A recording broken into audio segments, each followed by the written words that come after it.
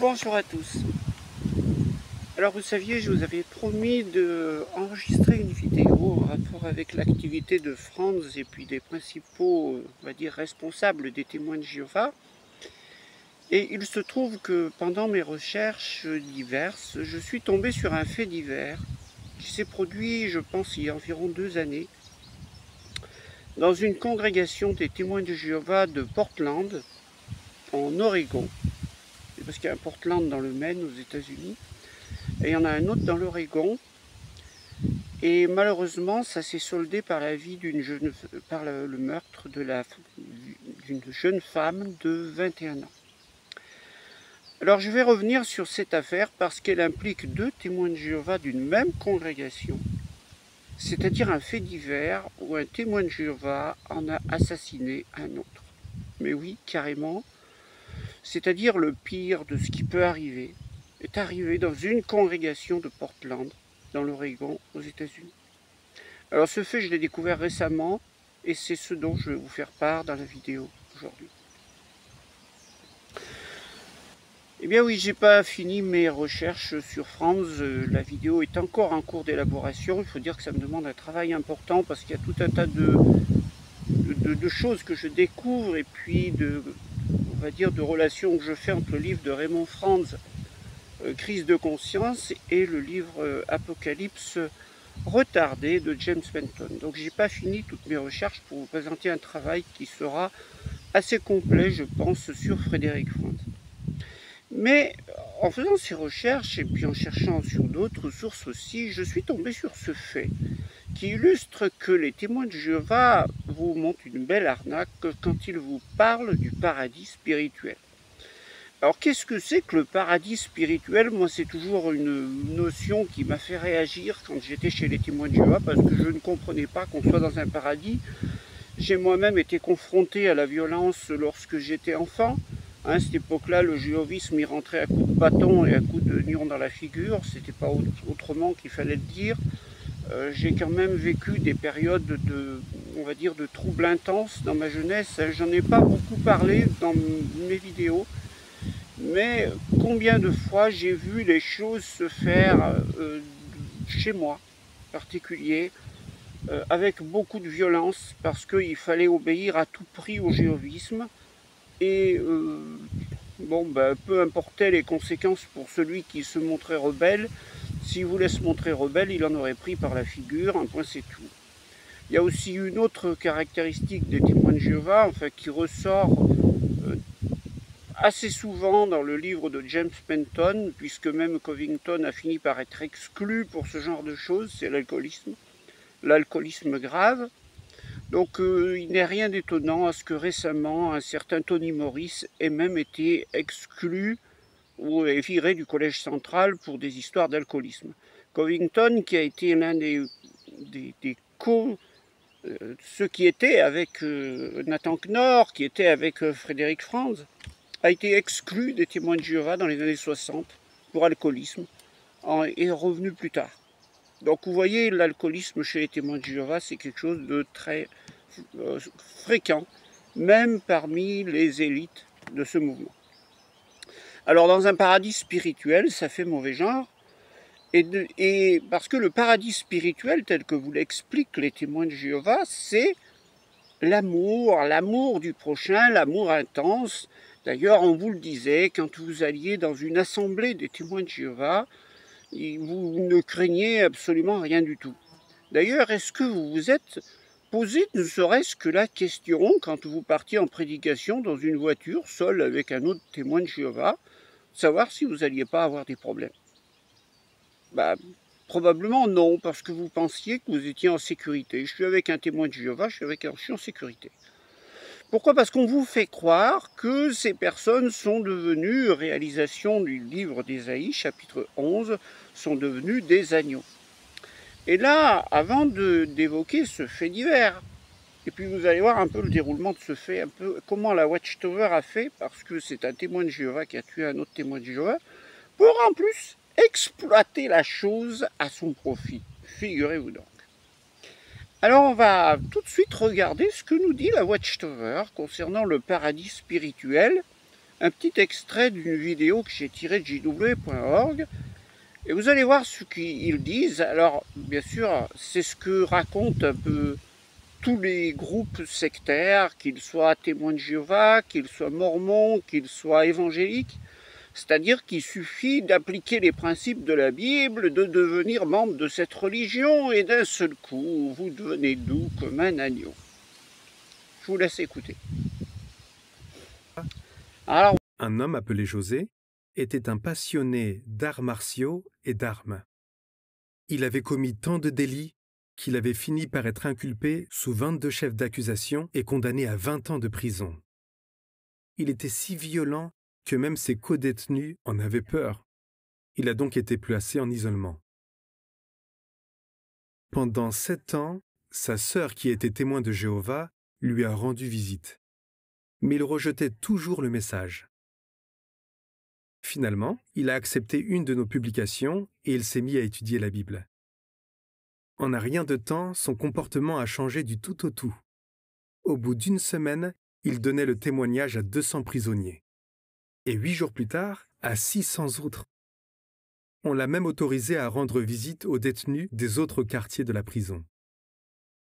En raison de son remarquable changement de conduite, sa peine a été réduite à 15 ans, puis il a bénéficié d'une libération conditionnelle au bout de 10 ans.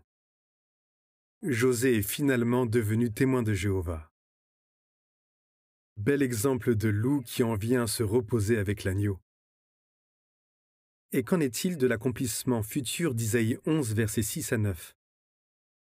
Dans le paradis terrestre que Dieu a promis, une paix merveilleuse régnera entre les humains, et entre les humains et les animaux. Que ressentiriez-vous si vous faisiez un long voyage et que vous risquiez de rencontrer en chemin des bêtes sauvages et des criminels ? Jéhovah a assuré aux exilés qu'ils arriveraient sains et saufs et qu'ils habiteraient en paix.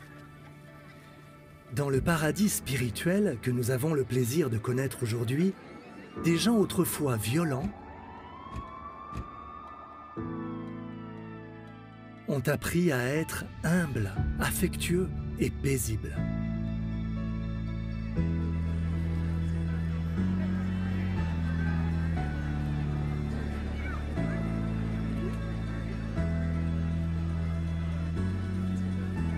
Imaginez la paix qui régnera dans le monde nouveau de Dieu.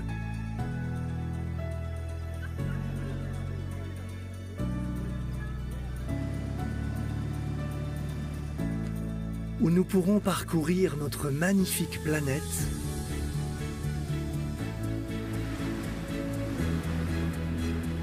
en explorer le moindre recoin.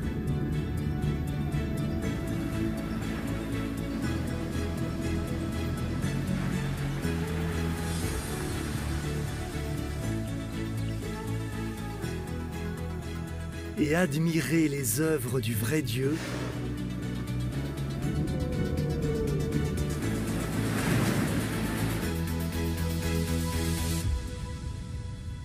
sans jamais avoir peur.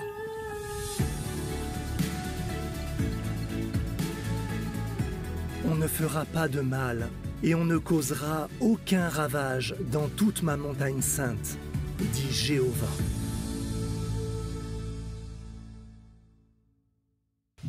Alors voilà, il n'y a donc plus rien à craindre à l'intérieur des témoins de Jéhovah. Parce que les gens ont renouvelé leur personnalité, ils appliquent l'amour, ils appliquent tous les codes qu'on va vous enseigner pour ce qui est de devenir une personne tout à fait bien, tout à fait gentille et tout à fait agréable. Alors expliquez-moi comment ça se fait qu'il s'est déroulé le fait suivant dans une ville du Maine, à côté de Portland, aux États-Unis. On va remonter l'histoire, je vais vous l'expliquer, puis après je vous ferai passer quelques extraits de médias locaux qui ont raconté l'histoire et ensuite du procès qui s'en est ensuivi. Et il y avait un couple de témoins de Jéhovah qui habitait à un endroit, avec qui ils étaient mariés récemment, la jeune femme avait 21 ans, Et à côté, pas très loin, ils avaient des voisins qui étaient aussi témoins de Jéhovah, qui étaient aussi dans la vingtaine, un couple marié aussi, et tout se passait bien. C'était des gens qui se fréquentaient, qui faisaient des choses ensemble de temps à autre, et qui fréquentaient la même congrégation. C'était des témoins de Jéhovah actifs, des témoins de Jéhovah qui prêchaient la bonne nouvelle, qui allaient donc de porte en porte le samedi matin probablement, pour présenter la Bible, des publications telles que La Tour de Garde ou Réveillez-vous, qui incitent à la paix, au bonheur, à un monde nouveau, à un paradis spirituel dans lequel personne ne fait de mal. Et puis la semaine, il fallait travailler. Et c'est pour ça que la jeune femme a travaillé dans un Starbucks. Donc, si j'ai bien compris, c'est une sorte de café qu'ils ont là-bas aux États-Unis. Et donc elle devait s'y rendre, elle devait arriver à 7 heures le matin à son travail. Donc elle avait l'habitude d'y aller et probablement elle y allait à pied. Et un jour, alors qu'elle se rendait à son travail à 7 heures le matin, eh bien elle a croisé son voisin, lui aussi témoin de Jéhovah, qui lui a dit, dont elle avait l'habitude d'aller avec lui, qu'il était désireux de l'emmener à son travail. Alors, pourquoi auriez-vous douté de monter dans le SUV d'un témoin de Jéhovah qui habite à côté de chez vous et qui vous propose gentiment de vous emmener un peu plus loin? Surtout que vous le connaissez, vous êtes dans la même congrégation que lui et que vous êtes convaincu qu'il n'y a rien à craindre. Eh bien, elle est montée dans sa voiture. La suite a été abominable. Le témoin de Jéhovah qui était assis à côté d'elle l'a braqué avec une arme. Puis au lieu de l'emmener à son travail, il l'a emmenée dans une forêt voisine où il a abusé d'elle. Et quand il a eu fini de se satisfaire, eh bien il l'a tout simplement tuée. Ensuite il a jeté son corps dans les bois et puis il est reparti à sa journée de travail.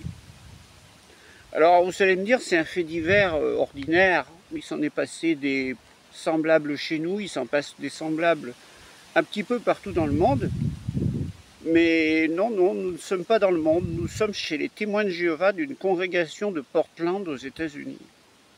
C'est un témoin de Jéhovah qui a assassiné une autre sœur de la congrégation après avoir abusé d'elle, et alors qu'elle était âgée de 21 ans. Bienvenue au paradis spirituel. Je vais vous passer quelques petits extraits de ce qu'en ont dit les médias locaux à l'époque. Histoire très triste en provenance de Portland. La voisine arrêtée pour le meurtre de Whitney Hickel, 21 ans, va être jugée aujourd'hui et Abby Budreau d'ABC nous offre son interview exclusive avec son mari en deuil. Bonjour, Abby. Bonjour, George. La police de Gresham a déclaré que Whitney Hickel connaissait en réalité l'homme accusé de l'avoir tué et que son mari voulait désormais des réponses. Alors que Clint, le mari de Whitney Hickel, est en deuil ce matin, son voisin et connaissance, Jonathan Daniel Hall, est assis à 32 km de là dans une cellule de prison en attendant sa mise en accusation pour meurtre plus tard dans la journée. La police a déclaré que Hall avait enlevé et tué la barista de Starbucks âgée de 21 ans alors qu'elle se rendait au travail mardi matin à Portland, dans l'Oregon, avant de jeter le corps de Whitney sur cette montagne de bois. C'est très difficile. Nous n'avons passé qu'1 an et 9 mois ensemble et quand on se marie, on parie sur l'éternité, vous savez. Dans une interview exclusive accordée à ABC News dans la nuit, Clint Hickel a déclaré que le suspect, qui est également marié, vivait dans son immeuble et fréquentait l'église de Hickel. Il a déclaré que Whitney et lui s'occupaient des plantes et des chats des Holt lorsqu'il était absent. Il a même aidé Jonathan Hall à démarrer sa moto il y a 2 semaines, une tentative d'être amicale, tout comme sa femme. Elle était très gentille, elle aimait tout le monde. Elle n'a rien fait pour mériter ça. Et pourquoi? C'est la seule question, pourquoi? La police dit toujours ne pas connaître la réponse non plus et a publié peu de détails sur le moment où Holt a approché Whitney ou s'il la harcelait. D'anciens voisins comme Vincent Wilson sont tout aussi... Alors vous voyez que ce fait est réel, il est bel et bien rapporté par les autorités. Suite à cela, eh bien, il y a eu évidemment un procès qui a été tenu, parce que le personnage qui a fait cet acte devait répondre devant la justice. Et aux États-Unis, ça ne rigole pas avec ce genre de choses. Dans certains États, vous pouvez être condamné à mort. Eh bien, c'est ni plus ni moins la peine qu'il encourait lorsqu'il se présente au tribunal. Comme on dit les journalistes de l'époque, je vous laisse, juge aussi d'entendre ce qu'ils ont dit. Détective qui lui avait demandé de le conduire, puis l'avait agressé et abattu. Au tribunal, les membres de la famille de Whitney, y compris son mari, ont dit à Holly qu'ils ne pensaient pas grand-chose de lui. Puis Hall s'est excusé. Je veux dire que je suis désolé, mais la sœur. Va passer à autre chose. Je ne l'entends plus vraiment maintenant. Clint Eastwood, le mari de Whitney, lui a dit, l'a regardé dans les yeux et lui a dit « Que dit-on à quelqu'un qui a fait quelque chose comme ça ?» Mais il a dit que lui et les membres de la famille, tous de fervents témoins de Jéhovah, la reverraient.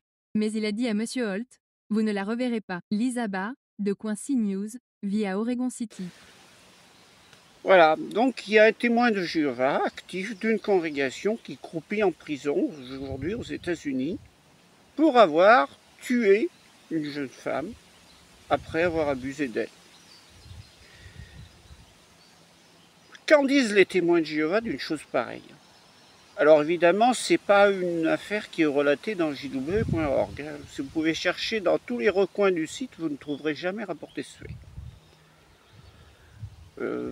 Ça ferait trop mal, ça dénaturerait. Par contre, on vous présente des vidéos telles qu'il est dit au début. Ce que moi je peux dire aux témoins de Jéhovah qui viendraient ici, c'est ne faites pas confiance à ceux qui sont à côté de vous. Moi-même, assez bêtement, j'ai fait confiance à tout le monde quand j'étais chez les témoins de Jéhovah. Et je pense que vous le faites aussi. Sauf que vous ne pouvez pas. Vous n'êtes pas plus en sécurité qu'avec quelqu'un de n'importe où. Il n'y a pas de différence. Leur histoire de paradis spirituel n'est qu'une illusion, n'est qu'une tromperie. Ça n'existe pas. Mais le pire dans tout ça, c'est que 15 jours après le jugement, il y a eu une assemblée des témoins de Jéhovah, ce qu'ils ont avant appelé l'assemblée de district, qui aujourd'hui s'appelle l'assemblée régionale. Et qui c'est qu'on a interrogé pendant le programme? La maman de Whitney, qui était décédée, assassinée par un autre témoin de Jéhovah.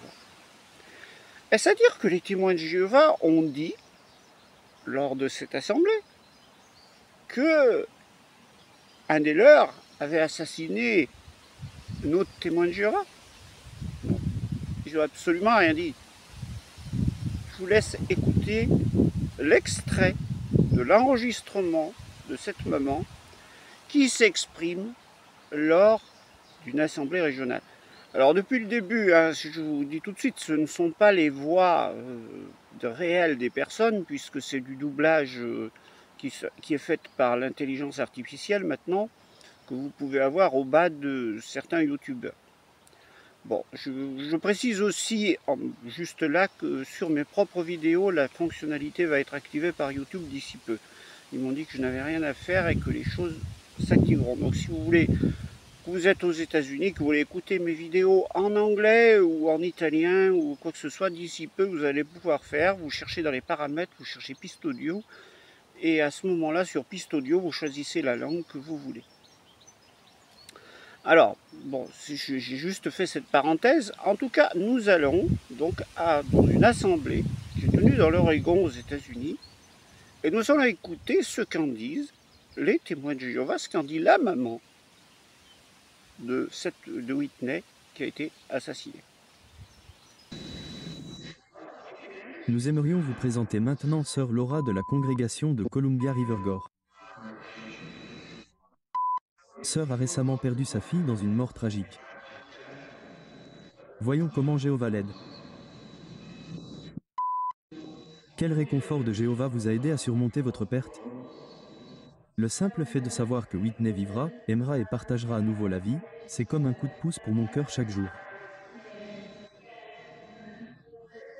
Et la certitude de cette vérité, cet espoir m'aide à m'assurer que, quelle que soit la profondeur de cette blessure en moi, je ne la laisserai jamais enterrer ma foi ou me laisser tomber dans l'inactivité. Très bien. Comment Jéhovah vous a-t-il aidé? Whitney m'y le demandera un jour. Et je dirai à ma fille que chaque semaine, lorsque son gardien de mémoire m'invitait à m'asseoir chez lui, dans sa congrégation, où je pouvais être édifiée, encouragée et fortifiée par lui, je n'ai jamais renoncé volontairement à ma place. Je lui dirai comment il m'a gardée occupée dans le ministère de son fils et dans d'autres projets de bénévolat, et parce que j'étais là, j'étais avec son peuple, avec cette fraternité incomparablement belle. Et ce sont leurs bras, leur force, leur courage extraordinaire et leur foi inébranlable qui m'ont soutenu et m'ont permis de rester debout, les yeux tournés vers l'avenir. Et j'ai hâte de lui dire ça, et que si jamais j'ai eu les genoux pliés ou la tête baissée, c'était uniquement parce que je priais notre Dieu. Je veux lui dire qu'au lieu d'attendre désespérément que le monde nouveau vienne à moi, que chaque matin, j'entamais une routine spirituelle avec nos familles et nos amis les plus sincères, nous marchions vers lui et nous marchions vers elle. Et elle me dirait avec sa joie rayonnante, « Oh, maman, Jéhovah a si bien pris soin de nous. Et regarde, nous sommes tous là et nous avons l'éternité. » C'est magnifique. Pourquoi es-tu si confiante que ces promesses se réaliseront? Parce que nous adorons et appartenons à Jéhovah, le Dieu des cieux et de l'univers, et il l'a dit. Il dit que dans peu de temps encore, il nous compensera pour chaque chagrin, chaque injustice, chaque blessure que nous avons endurée fidèlement, d'une manière au-delà de tout ce que nous pourrions imaginer. Où nous vivrons et aimerons la vie avec ceux que nous pleurons et qui nous manquent plutôt que de souffrir et de l'endurer sans eux. Et tandis que le cœur de cette mère bat pour le jour où Jéhovah sentira ses bras douloureux lorsqu'il donnera à son fils, notre roi, l'autorité d'appeler Whitney à se réveiller. J'attendrai aussi patiemment que possible, mais en lui faisant toujours confiance pour tenir les promesses qu'il a prouvées être. Notre belle Whitney et tant d'autres que nous aimons nous ont devancés au paradis. Mais je suis absolument convaincue que nous ne sommes pas très loin derrière eux.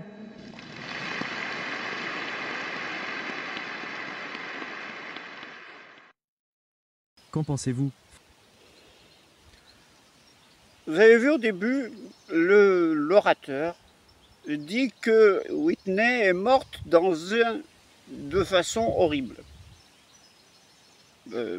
Est-ce que c'est un accident? Est-ce que c'est... on ne sait pas.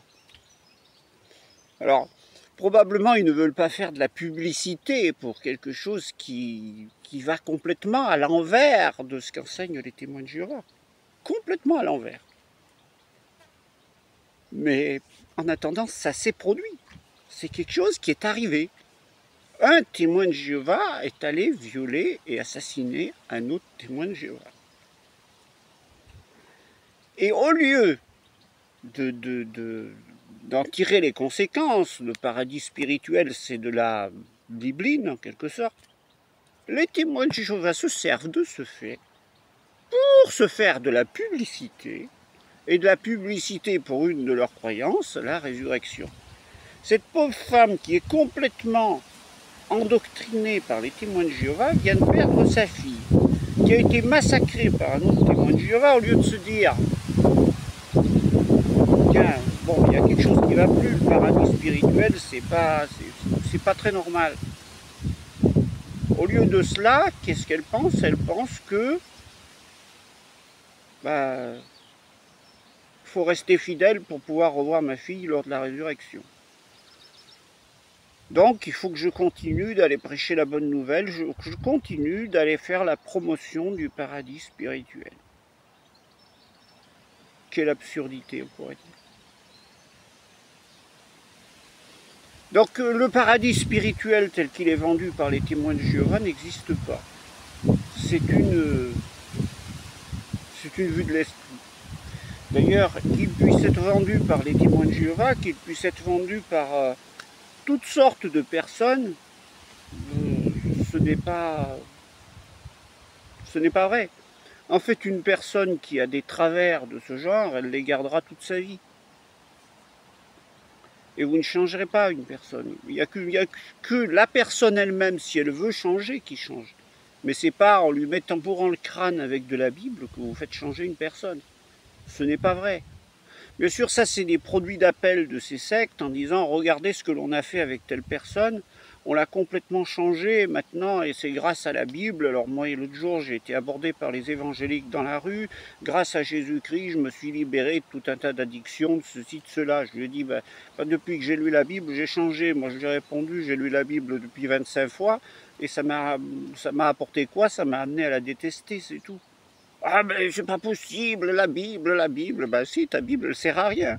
Elle t'a servi à toi parce que tu la connaissais pas, d'un seul coup tu as vu quelque chose, alors ça t'a impressionné, tu as ton émotion qui est touchée.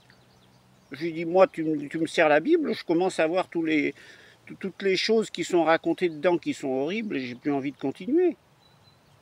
Donc la Bible ne change aucune personne, ce n'est pas vrai. L'illusion du paradis spirituel des témoins de Jéhovah n'est qu'une illusion. Il n'y a rien derrière. Si vous êtes chez les témoins de Jéhovah, méfiez-vous. Vous ne savez pas à qui vous avez affaire. D'ailleurs, il y a eu d'autres cas qui se sont passés où il y a eu des cas d'inceste ou de viol, etc. Donc le paradis spirituel n'existe pas. Mais là, il y a carrément le meurtre d'une personne. C'est encore plus grave.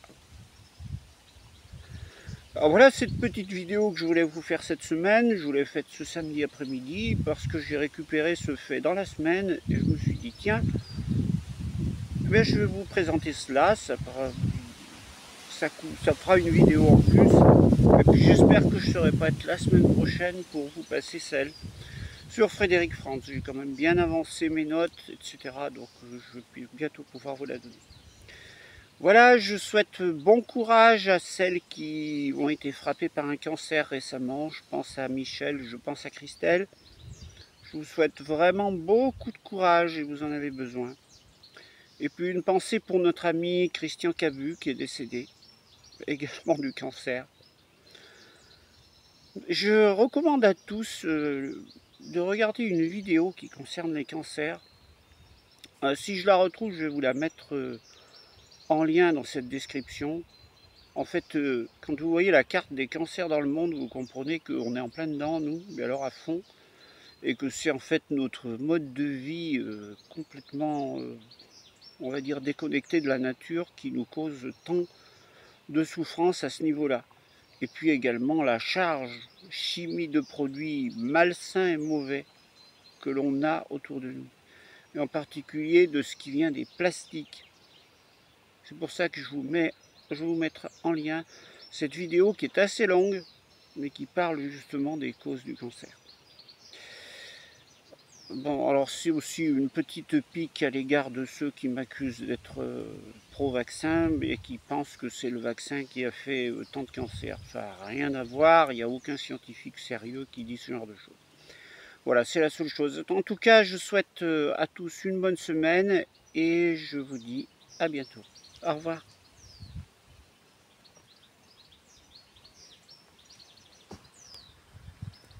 Les 9 dernières années vont passer très vite, mais elles seront très dures. Il y a encore une phrase très encourageante comme celle-ci. Ce ne serait pas par simple chance, par accident, mais cela serait en accord avec le dessein plein d'amour de Jéhovah Dieu, que le règne de Christ, le Seigneur du sabbat, commence à courir parallèlement avec le 7e millénaire. Ça veut dire, en automne 1975, nous serons dans le monde nouveau.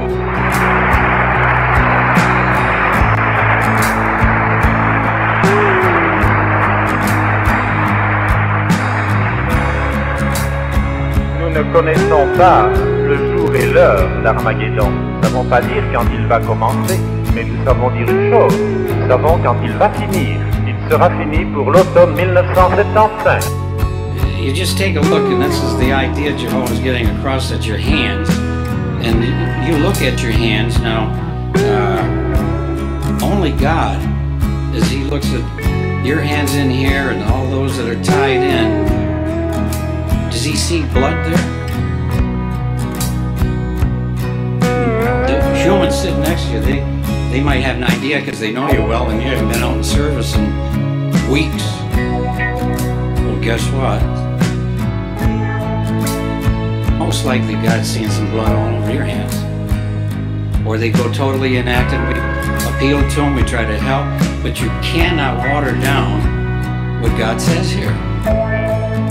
If your hands are not clean because you've been out warning, then they have blood on them and you're going to lose your life.